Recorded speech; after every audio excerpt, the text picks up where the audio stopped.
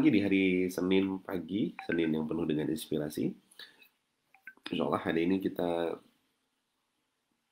akan ngobrol-ngobrol lagi di Ngopi Pagi, ngobrol pagi perkara iman dan ilmu. Insya Allah. Ya. Semoga hari ini menjadi hari yang penuh dengan inspirasi dan penuh dengan keberkahan buat kita semua. Ya. Ada Mas Rahud, Waalaikumsalam warahmatullahi wabarakatuh, Mbak Ayu Safitri dari Makassar, dan juga ada Mas Anjas Mara ya, dari Yogyakarta. Ya, Bismillahirrahmanirrahim. Kita akan mulai kegiatan kita pagi hari ini, eh, ngopi pagi, ya. Eh, Teman-teman, sahabatku sekalian, Alhamdulillah hari ini di hari Senin ini kita nanti akan mengusung sebuah tema dari sebuah film, sebuah film. Oke. Bismillah, Alhamdulillah, Alhamdulillahirabbil alamin. Allahumma shalli ala sayyidina Muhammad wa ala ali sayyidina Muhammad. Rabbitu billahi rabba wa bil islami dina wa bi Muhammad dan nabiy wa rasulah. Rabbi zidni ilma wa rzuqni fahma ma. Alhamdulillahirabbil alamin. Di hari Senin pagi ini Allah masih berikan kepada kita nikmat yang begitu banyak dan begitu luar biasa. Sehat, masih bisa melihat, masih bisa mendengar, masih bisa mencium, dan kita masih bisa memiliki energi untuk berbuat kebaikan. Dan hari ini tema kita adalah belajar dari Nusa. Belajar dari Nusa. Jadi kemarin ya setelah saya tinggal safar hampir 1 bulan, ya biasa hari Ahad kemarin menjadi hari keluarga. Ya, jadi diajak jalan-jalan sama anak-anak, ya mulai dari cari buku-buku mereka ke toko buku gitu ya. Jadi sudah menagih dari beberapa hari, ayo Abi ke toko buku gitu ya. Cari buku belanja, ya Mas Baim minta beliin buku gambar, Mas beli buku cerita dan seterusnya. Lalu lanjut lagi setelah dari cari buku, makan, ya biasa cari makan balik di mall jalan-jalan. Dan kemarin silaturahim ke beberapa saudara kayak Andri, dan juga ditutup dengan nonton bareng, nonton bareng, nobar, nonton film Nusa dan Rara. Nah, yang inilah yang nanti akan kita bahas hari ini sebagai inspirasi, karena kalau Senin itu Senin inspirasi, jadi inspirasinya kita ambil dari sebuah film, ya. Nah, eh, sebagai pengantarnya, ya tadi saya cerita tentang satu harian kemarin saya mencoba untuk melayani keluarga, itu dalam bentuk apa? Dalam bentuk bagaimana kita menjadikan keluarga itu adalah premium klien kita. Kadang kita itu orang lain, konsumen itu kita layani dengan semaksimal mungkin gitu. Tapi kadang keluarga kita layaninya seadanya gitu. Jadi ibu-ibu nih ya, misalnya mau ketemu dengan customer, mau ketemu dengan siapa gitu, wah dan seoptimal mungkin, pakai baju yang terbaik gitu. Giliran di rumah ketemu dengan anak-anak, ketemu dengan suami pakainya daster. Dengan alasan nyaman, dengan alasan yang lain lah gitu, nggak dandan, nggak pakai makeup dan seterusnya. Begitu juga dengan bapak-bapak gitu ya. Ketika ketemu klien, wah luar biasa, traktir-traktir, entertain gitu ya, antar sana, antar sini, jemput apa gitu ya, sama anak, aduh capek, aduh ini, nggak bisa ini, nggak bisa itu, gitu, nggak bisa ngasih yang terbaik. Ini pelajaran berharga buat kita. Kenapa? Kadang kita memperlakukan orang lain itu sebagai klien yang prioritas gitu. Tapi kita menjadikan keluarga kita klien yang nggak tahu nomor berapa, kira-kira gitu ya. Nah, maka salah satu pelajaran berharganya adalah, yuk latihan menjadikan keluarga itu adalah klien prioritas kita. Nah, ini menjadi wah ini ada daster terbaik coach ya. Kalau pakai daster yang terbaik ya benar. Ya, jadi artinya ya di dalam Islam pun kita diajarkan bagaimana kita bisa apa yang namanya melayani keluarga kita sebaik mungkin. Bahkan kemarin ketika jalan-jalan juga, mungkin ini sedikit sharing dulu ya sebelum nanti kita masuk ke materinya.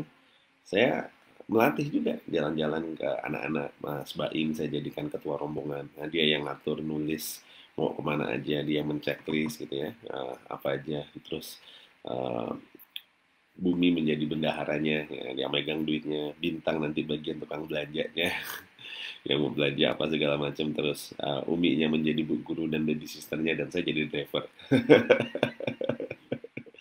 Jadi latihan gitu, latihan bagaimana organize, bagaimana leadership, latihan bagaimana caranya memanage uang, bagaimana caranya untuk apa namanya mengatur apa yang ingin dan apa yang butuh gitu.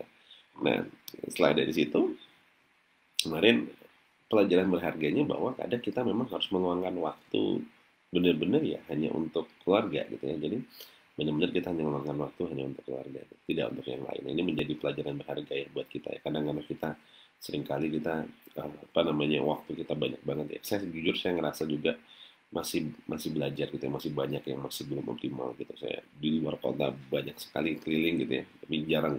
Kadang sampai mobil saya tuh saya rubah jadi camper van, kenapa? Karena di waktu-waktu tertentu gitu dalam 1 bulan kalau pas saya lagi safar cukup panjang kayak kemarin, saya ngambil waktu kurang lebih sekitar sepekan, 2 pekan itu anak-anak keluarga semua saya ajak naik mobil gitu. Maksudnya ke Jogja atau kemana pas saya lagi jalan pekerjaan kayak kemarin sampai ke apa namanya Bali, Lombok gitu pun kemarin saya ajak semuanya satu keluarga saya ngalahin bawa mobil. Kenapa? Karena ya memang kita butuh waktu dengan bersama dengan keluarga kita ya. Nah ini untuk para entrepreneur semuanya. Oke, kita akan lanjutkan.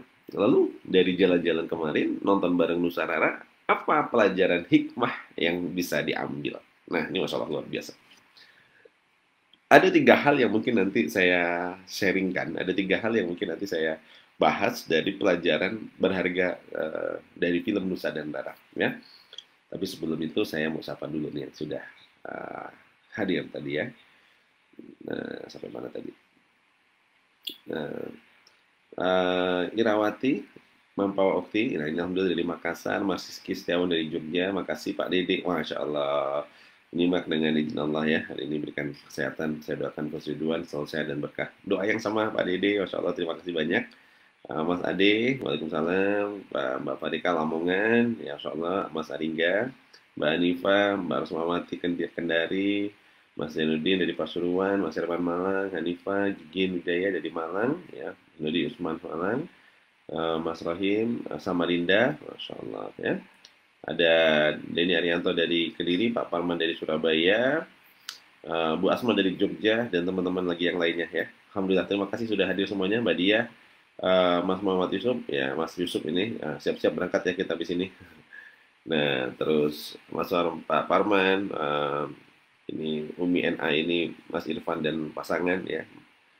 Dia ulang dari Haskoro ini dari Denpasar, Masya Allah, Pak Parman ya, dan juga yang lainnya.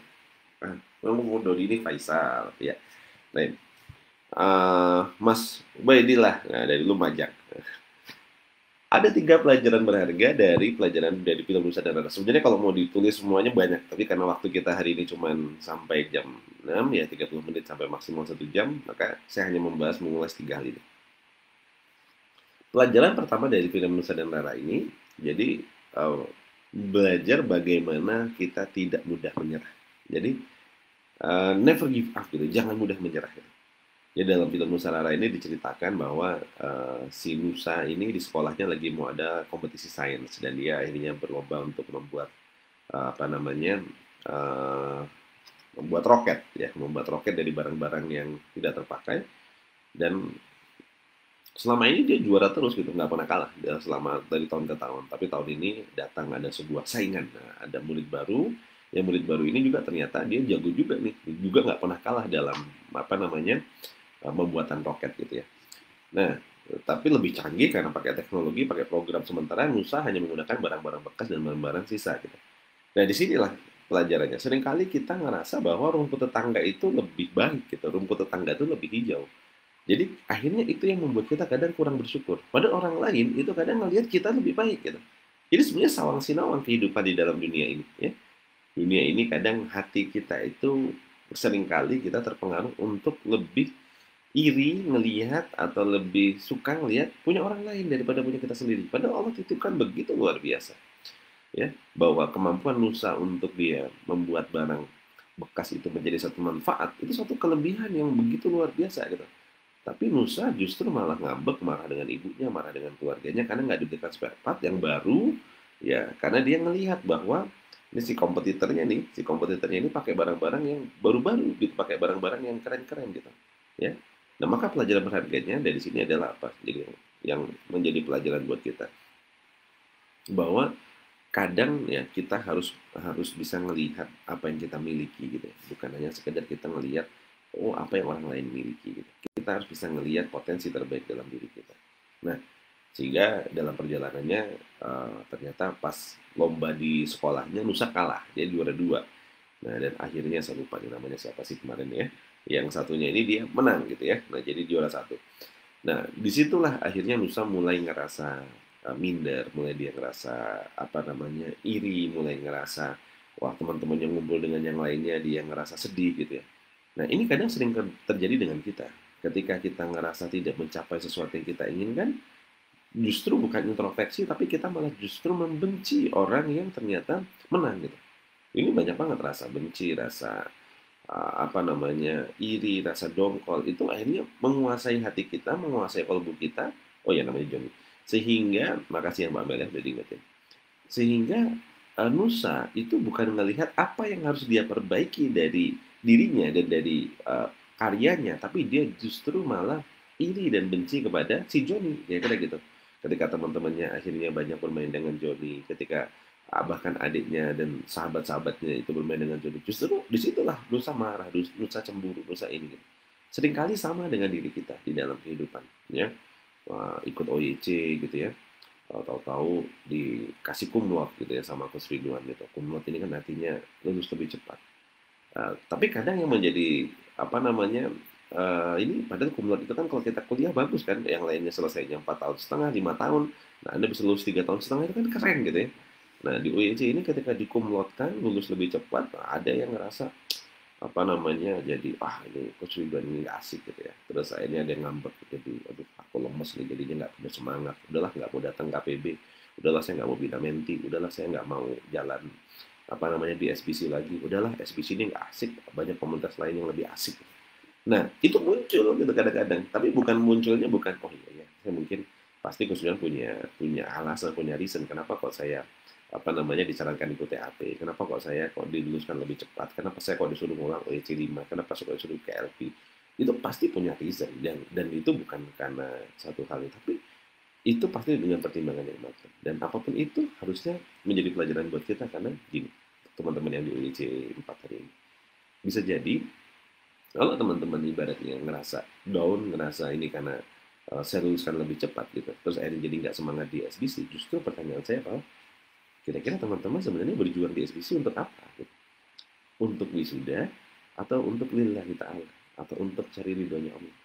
Kalau seandainya teman-teman hanya karena tidak diluluskan di OYC akhirnya membuat teman-teman jadi menyerah, berarti itu sebuah fakta bahwa teman-teman ternyata di sini bukan mencari ridho Allah, ternyata hanya mencari ridhonya manusia, ternyata hanya mencari lulusan atau wisuda saja, mencari omongan pamor, penghargaan dari manusia. Gitu. Ya, nggak peduli lah sebenarnya kalau ibaratnya kita itu mau diwisuda nggak diwisuda, nggak penting sebenarnya. Yang terpenting itu adalah bagaimana kita diwisuda sama Allah nanti di akhirat gitu, diberikan sebuah karya-karya kita terbaik itu diberi penghargaan sama Allah. Allah berkenan untuk menemui kita, itu yang terbaik gitu. Masalah di dunia ini kita diwisuda nggak diwisuda, lulus nggak lulus itu tidak terlalu ngaruh harusnya dalam perjuangan kita karena pasti apapun itu kita punya tempat berjuang teman-teman sekalian. Maka jangan mudah menyerah. Pelajaran pertama, jangan mudah menyerah. Ini pelajaran dari Musa ya. Kalau kita lillah hanya mencari ridhonya Allah, insya Allah ya. Ini pokoknya udah cari ridhonya Allah aja, jangan mudah-mudah. Pasti halangan rintangan itu akan datang menguji kita, menguji kesungguhan kita ya. Kalau kita benar-benar ingin mencari surga, pasti Allah akan uji. Sungguh-sungguh nggak beneran nggak sih kita itu mencari surga? Ayatnya jelas begitu ya. Nah maka ini yang pertama teman-teman sekalian ya.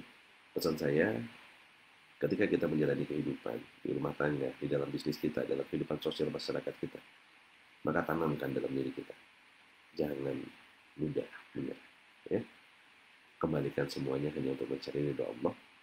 Semua tantangan dan halangan dan rintangan yang Allah datangkan kepada kita, sesungguhnya itu cara Allah untuk menguji kita, layak nggak kita naik derajatnya, layak nggak kita naik kelasnya. Maka bersyukurlah ketika kita mendapatkan ujian yang mungkin sesuatu yang tidak kita inginkan. Bisa jadi itu adalah cara Allah untuk menaikkan kelas kita, menaikkan derajat kita. So, jadi dikasih susah kita bersabar, dikasih nikmat kita bersyukur. Itu sebaik-baiknya cara bagi seorang muslim. 2S, sabar dan syukur. Ya. Nah, ini pelajaran pertama kita teman-teman hari ini. Ya. Pelajaran kedua dari film Nusa dan Rara ini adalah pentingnya kita punya waktu bersama keluarga. Jadi kalau pelajaran pertamanya tadi adalah tidak mudah menyerah, di dalamnya banyak insight tadi yang saya sudah sharingkan ya. Jangan gampang silau dengan orang lain. Ya, bersyukuri apa yang kita miliki gitu ya. Jangan menyalahkan orang lain. Nah, ini Mbak Yusnita belum nonton Coach. Ah, ini disclaimer ya. Ini isinya penuh dengan spoiler. Jadi yang belum nonton mohon dimaafkan. Tapi paling enggak, jadi teman-teman saya rekomendasikan film ini bagus ya. Ajak sama keluarga. Saya juga kemarin nggak nyangka pas nonton ketemu dengan keluarganya Mas Akbar, keluarganya Mas Dimas. Oh, banyak banget keluarga-keluarga yang nonton bawa anak-anak kecil. Suasananya ya kayak reunian anak-anak ya. Ya, alhamdulillah. Nah, yang kedua tadi pelajarannya adalah pentingnya waktu bersama keluarga. Penting banget waktu bersama dengan keluarga. Jadi di situ ditunjukkan dilihatin gimana si Joni ini frustasi gitu, sedih gitu ya. Ketika dia sudah mencoba memberikan yang terbaik, dia menang. Pas dia mau nunjukin kepada ibunya, kepada bapaknya, ibu bapaknya, mama papanya sibuk dengan urusan kerjaannya, urusan dengan apa namanya relasinya, apa segala macam, nggak punya waktu untuk keluarga. Bahkan si Joni ini yang mungkin tinggal di rumah yang mewah, semuanya serba kecukupan, dia tidak merasa bahagia. Kenapa? Karena dia tidak mendapatkan kasih sayang dari keluarganya. Suatu ketika sampai akhirnya dia ya terjebak ya di sekolahan terkunci dan itu jadi titik awal antara Nusa dan si Joni ini untuk bersahabat. Nah, ngineplah di rumahnya si Nusa dan dia mendapatkan kehangatan keluarga, kehangatan yang begitu luar biasa. Dan ini yang kadang juga sama Nusa tidak disyukuri gitu bahwa dia walaupun mungkin hanya umahnya saja, ibunya saja yang ada di rumah, tapi itu sebenarnya sudah sesuatu yang luar biasa. Ada kakak, ada adiknya, ada umahnya, ada tantenya gitu. Sementara si Joni ini benar-benar walaupun ini dia nggak ketemu dengan keluarganya tuh, walaupun satu rumah gitu. Nah kalau si abahnya Nusa kan lagi di luar negeri ceritanya. Gitu. Nah pelajaran berharganya apa? Ternyata keluarga kita, ya anak-anak kita itu sangat butuh waktu kita, sangat butuh perhatian kita. Bukan ternyata memang fakta ini memang gitu ya. Nah jadi maka ini pelajaran berharga buat kita semua. Ya, mungkin bagi yang anaknya sudah besar, anaknya mungkin sudah kuliah, atau bahkan mungkin sudah punya cucu. Karena kalau saya lihat teman-teman yang hadir ini kan nggak semuanya anaknya masih kecil, sudah banyak yang anak-anaknya besar. Kita perlu introspeksi gitu. Kita ini seberapa kualitas kita, family time kita. Gitu. Ya, jadi makanya kenapa kalau di SBC itu ada PR-nya itu adalah ayo ajak keluarga jalan-jalan gitu. Ya, itu karena saya ngerasa betul gitu. Dulu di dalam salah satu perjalanan kehidupan saya, ketika saya bangkrut, bangkit lagi, hijrah, salah satu yang saya perbaiki dulu itu bukan bisnis, tapi yang salah satu yang pertama kali saya perbaiki itu adalah keluarga. Dan alhamdulillah ketika hubungan di dalam keluarga ini menjadi lebih hangat, menjadi lebih baik gitu ya, bisnis dan rezeki itu mengikuti gitu. Tapi kalau kita yang hubungan di dalam keluarga kita ini belum baik gitu ya, nah bisa jadi itu yang menyebabkan bisnis kita berantakan gitu. Ya. Nah, maka apa yang harus kita lakukan? Maka sahabatku sekalian, yuk tanyakan kepada kita. Seberapa banyak waktu kita bisa family time? Seberapa banyak waktu kita bisa bercengkrama, berkumpul, bareng dengan keluarga kita, bareng dengan kita kasih waktu perhatian khusus kepada anak-anak kita. Even itu anak kita sudah dewasa, sudah SMA mungkin, atau bahkan sudah kuliah, atau bahkan sudah menikah. Kita tetap harus meluangkan waktu untuk mereka gitu ya, untuk tahu perkembangannya, tahu kondisinya gitu ya, saling mendoakan. Nah, ini yang perlu banget untuk kita benar-benar pahami. Ya. Ini ada yang bilang Mbak Ayu Fitri Ismail ya pernah berada di posisi tanpa kasih sayang keluarga ya. Tapi kita tetap harus mensyukuri, pasti banyak hal yang masih bisa kita syukurin gitu. Kita doain keluarga kita yang terbaik sebagai anak. Karena tugas kita sebagai anak adalah mendoakan apapun itu. Ya. Saya juga sama, dari kecil dulu saya pernah ceritakan, saya ngerasa kayak anak tiri kayaknya, ini ada kakak saya, ini ada adik saya juga itu, jadi saksi. Kecil itu saya sudah, wah, ayah saya itu mendidik dengan keras gitu, sampai saya ngerasa bahwa masa kecil saya itu kayak, aduh saya ini anak kandung atau anak pungut sih. Ya, jadi dari kecil tuh kalau saya salah itu di rumah tuh ada rotan. Oh, rotan itu tangan saya disuruh keluar sabet gitu ya. Udah yang namanya dipukul pakai sendal bata yang tebal segini itu udah biasa gitu. Pernah bahkan saya dimasukin di balik kepala di bawah, kaki di atas, masukin ke dalam tong apa namanya drum isi air gitu. Wah, udah ceritanya kalau mau ngomong masa kecil saya nggak ada bahagia-bahagianya kayaknya. Sampai akhirnya saya jadi anak yang minder sampai saya besar gitu. Sampai saya SMA itu masih jadi anak yang minder. Ini insya Allah ya ketika saya menemukan kesadaran diri, apa yang pertama kali saya lakukan ya memperbaiki keluarga, terutama juga dengan orang tua saya gitu. Saya perbaiki ya, saya berusaha untuk jadi anak yang terbaik gitu ya. Saya dulu mungkin ngerasa kecil saya kayak anak angkat gitu ya, saya nggak mau menjadikan orang tua saya bukan orang tua kandung gitu ketika saya besar gitu. Maka benar-benar saya berusaha untuk jadikan bapak dan ibu saya itu raja dan ratu gitu. Jadi benar-benar saya berusaha untuk jadikan mereka yang terbaik. Nah ini yang pentingnya gitu, bagaimana kita benar-benar punya quality time bersama dengan keluarga. Karena bisa jadi dari keluarga yang baik itulah, dari keluarga yang sakinah itulah, maka akan turun keberkahan dalam perusahaan kita, dalam bisnis kita, dalam aktivitas kita. Tapi kalau kita di dalam keluarga saja kita sudah tidak baik, ya sudah tidak harmonis, sudah tidak, bisa jadi itulah menjadi penyebab kenapa ya bisnis kita, pekerjaan kita tidak bertumbuh dengan baik tuh. Ya. Itu pelajaran kedua teman-teman sekalian. Pelajaran ketiga ini inspirasinya dari film Musa. Ya, pelajaran ketiganya adalah kemenangan tertinggi itu ketika kita bisa mengalahkan diri sendiri. Nah, ini keren banget nih. Kemenangan tertinggi itu bukan ketika kita mengalahkan orang lain, tapi kemenangan tertinggi itu ketika kita bisa mengalahkan nafsu kita. Kita bisa mengalahkan diri kita. Kita bisa mengendalikan nafsu kita, itu adalah kemenangan tertinggi kita. Di akhir cerita, ketika tadi Nusa dan Rara sudah, Nusa dan Joni tadi sudah mulai akur, gara-gara mereka sudah, terjebak, terkunci di sekolahan, terus akhirnya mereka ngobrol. Nah, ini komunikasi penting, ya. Jadi ketika kita tadi itu berkonflik, salah satu cara terbaik untuk menyelesaikannya adalah dengan cara apa? Komunikasi. Mereka hanya ngobrol, bercerita satu dengan yang lainnya, berceritakan tentang roket-roketnya, dan seterusnya, akhirnya mereka akur. Dan dari situ mereka mulai bersahabat. Ini ada hal menarik.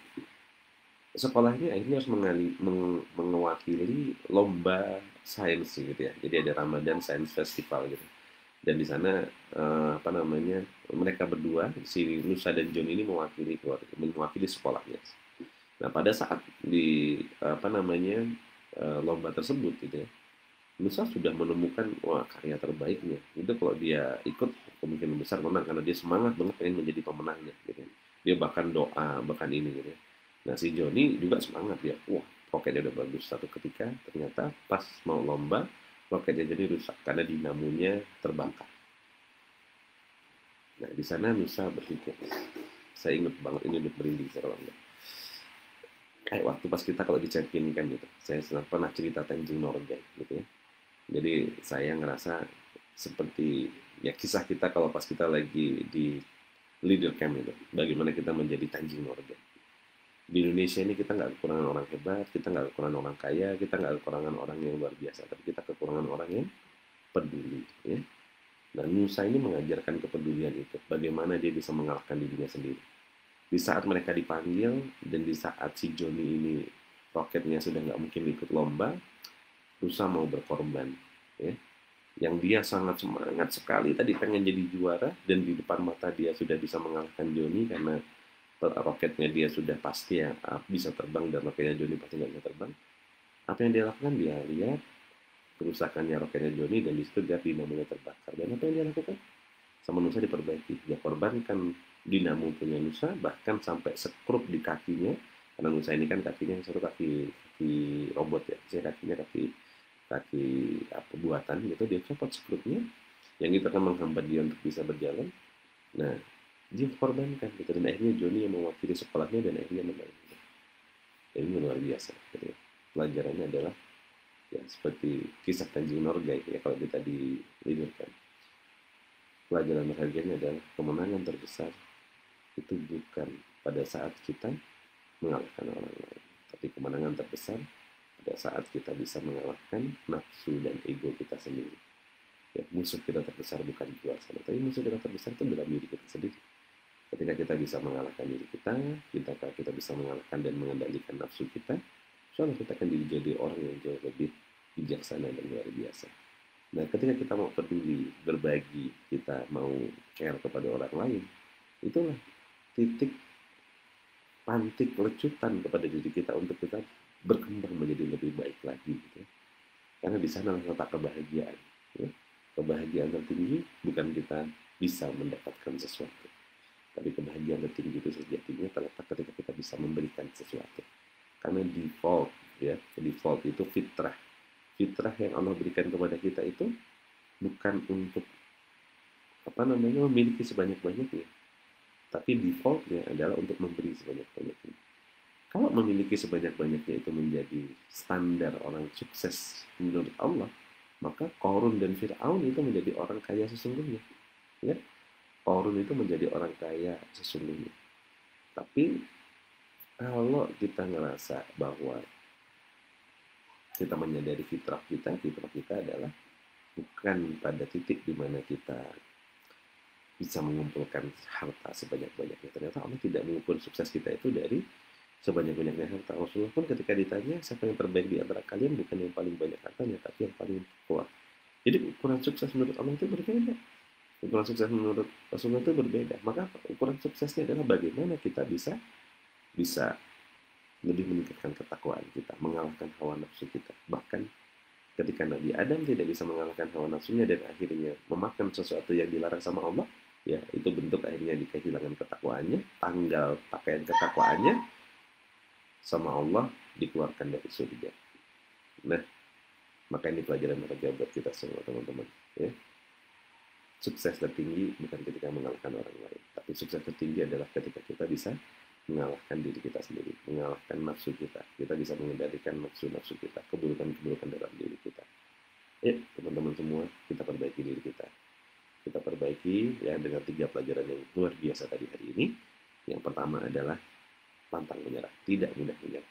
Yang kedua tadi adalah bagaimana kita punya quality time bersama dengan keluarga. Dan yang ketiga adalah kemenangan tertinggi bukan ketika mengalahkan orang lain, tapi ketika kita bisa mengalahkan diri kita sendiri.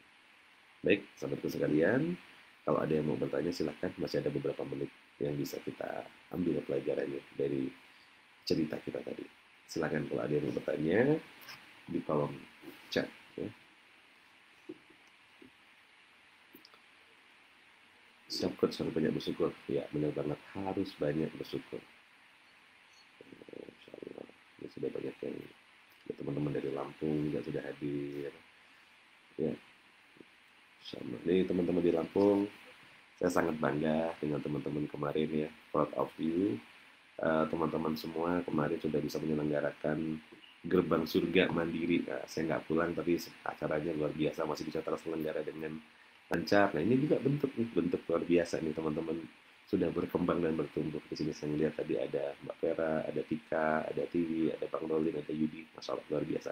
Semoga lelahnya Allah ganti dengan lillah ya, Allah ridho dengan yang dilakukan, dan semoga itu menjadi wasilah ya turunnya keberkahan di dalam keluarga, di dalam masyarakat di sana. Insya Allah. Ya. Ada? Nggak ada. Ini. Nah, ini jadi Anjas marah. Alhamdulillah sudah terbukti apabila kondisi dan apapun kondisi dan keadaannya secapek apapun, jika keluarga kita senang, kita pun ikut senang. Iya, benar banget. Ya, ini masalah yang luar biasa. Ya, apapun kondisinya. Saya sangat setuju dengan. Ada lagi mungkin yang mau bertanya? Kalau ada yang mau bertanya lagi, silakan. Kalau nggak ada, nah ini sudah hampir 30 menit.